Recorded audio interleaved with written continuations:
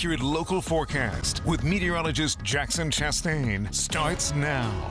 Ooh, really windy today. It was, and I don't know, personally, I liked it. You know, I thought it really felt super fall-like, and it was, I can see on your face you're not a fan. That's okay. I would rather have the sun and the nice fall leaves. Yeah, we saw with some little sun less today.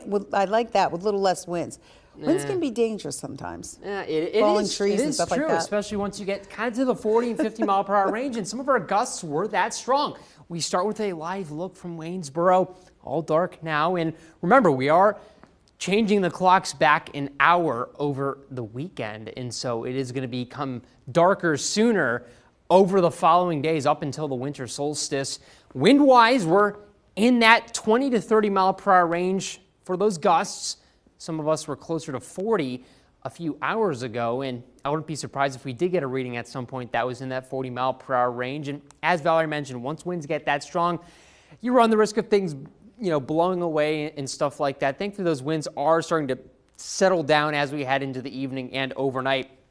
This is all driven by a low that is over the New England region, which was bringing us a ton of rain on Thursday.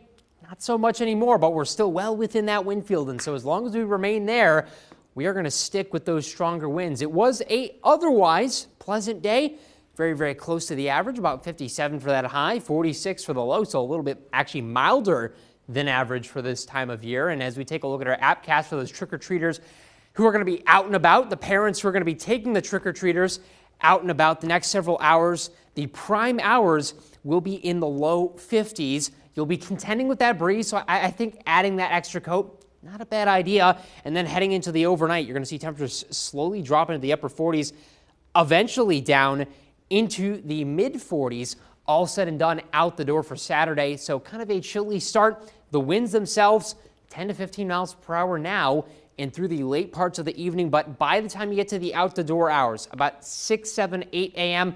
on Saturday, I would expect us to be closer to about 5 to 10. Things will pick up rather quickly after that. And then by Saturday evening, you'll notice that's when things finally calm down. Sunday should actually be a pretty good day. Not a lot of wind, and temperatures are going to hover around 60. We get to Monday, and the winds do return, and you're actually going to find that a lot of these days are going to feature just a bit of a breeze. Thankfully, no rain chance, though, although I think it would be appreciated. Dew points are just far too low for that. And even on Monday, which is the day with the most moisture, we're sitting at a dew point of about 45. So typical fall forecast coming up ahead. Again, change those clocks back so you don't forget, although you're getting an extra hour of sleep, so that's good news for you. And then we sit around 50, 60 degrees for the highs, 50, 40s and 30s for the low, and we don't see a lot of change coming up ahead. Just a lot of consistency in the first week of November, Valerie. All right, thank you, Jackson. Still ahead.